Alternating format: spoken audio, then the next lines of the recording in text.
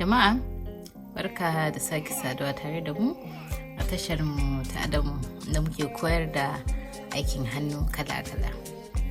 Wannan sashe za mu koyi yadda ake saƙan hannu, saƙan knitting. Kafin mu je zuwa, menene bambancin knitting da crochet? Akwai saƙan da ake na hannu kala biyu. Akwai knitting wanda idan an yi yana ba da irin wannan, ana iya knitting haka. Sai kuma akwai da shi wannan ana yi shi ne da tsinken saƙa guda biyu kamar haka. Amma akwai wani saƙa kuma na crochet wanda shi ne kamar ga hook nan na crochet. Shi kuma idan an yi da shi ana samun saƙa wanda yake kamannin haka.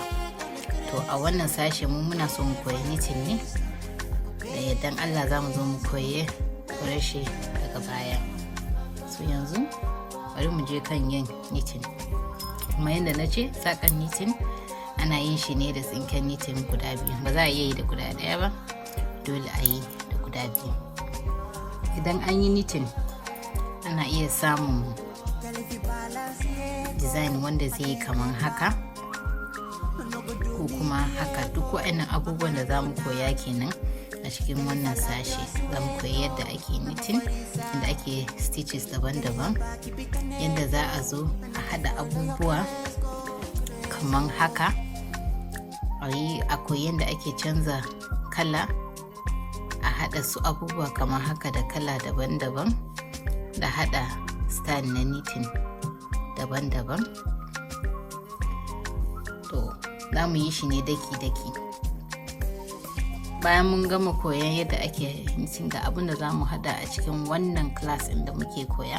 Za mu yi wannan irin pouch ɗin ne haka, wanda za ku iya riƙewa da hannu ko a rataya shi, a iya buɗewa a sa wani abu kamar ko handset ko ɗan biro ko wani abu dai. In mun gama da yardan Allah ga abin da za mu haɗa. To a bidiyon mu mai zuwa za mu yi magana ne akan abubuwan da muke bukata idan muna so mu yi saƙan knitting.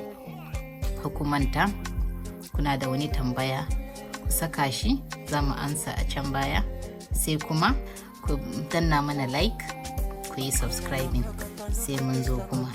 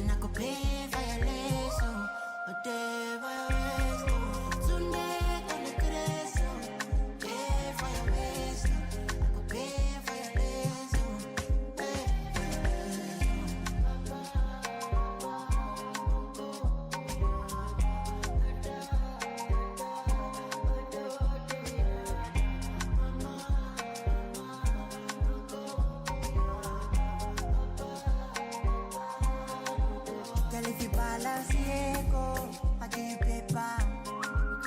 No go do me Diego, my Maradona. Girl, if I lap your sueto, na ma farisa. Girl, your back keep it connected, and I can follow your caress.